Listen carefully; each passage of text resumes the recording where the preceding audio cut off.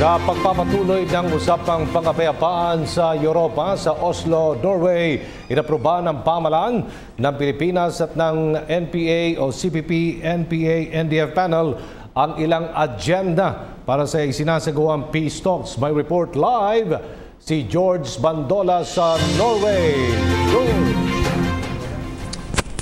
Nasa ikalawang bahagi na ngayon ng pag-uusap o ang formal peace talks dito sa Oslo, Norway. Itong pamahalaan ng ating bansa at gayon rin ang mga membro ng National Democratic Front Peace Panel na nandito ngayon sa Holmenkollen o Scandic's Holmenkollen Park Hotel dito pa rin po sa Oslo, Norway. At sa ikalawang araw na ito ay minabilis na tiniyak ng mga leader ng from both the GPH and the NDF Peace Panel na kahapon pa lamang doon sa pagsisimula ng usapang pangkapayapaan ay minabilis na nila ang pagbuo ng mga agenda kung paano ang magiging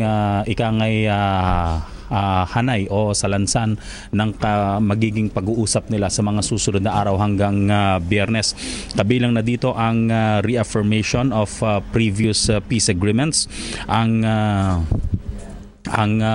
reconstitution of the list of personnel covered by the Joint Agreement on Safety and Immunity Guarantee o yung JASIG list na sa mga unang report ay may mga posibleng idagdag di umano dun sa listahan base dun sa hinihiling ng kampo ng National Democratic Front. Gayon na rin ang acceleration of peace talks on social and economic reforms, political and constitutional reforms at end of hostilities and disposition of forces.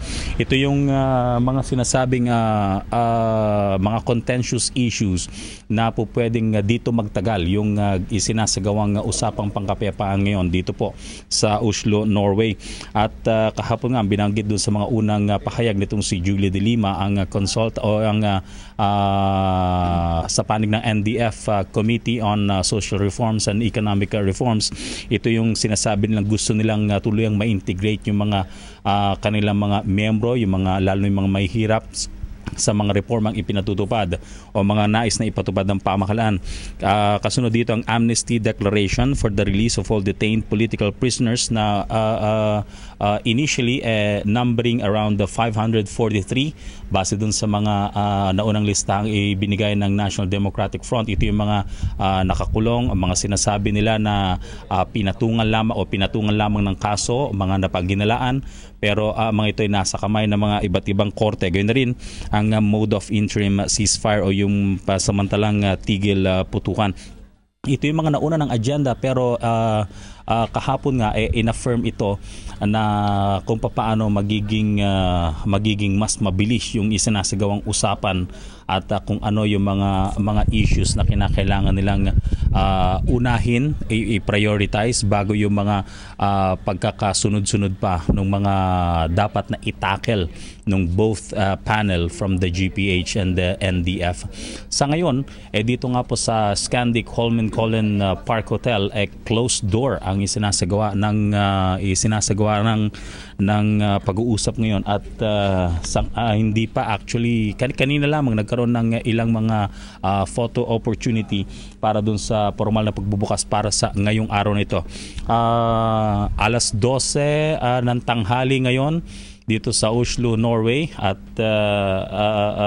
may mga inaantabayanan din tayong mga consultants ng National Democratic Front na sa mga pangunang report ay mga nahuli ito at ngayon pa lamang darating dito sa venue ng isinasagawang usapan. Kasama ko po si Larry Doon mula rito sa Oslo, Norway para sa PTV News, George Bandola. Maraming salamat George Bandola live mula sa Norway.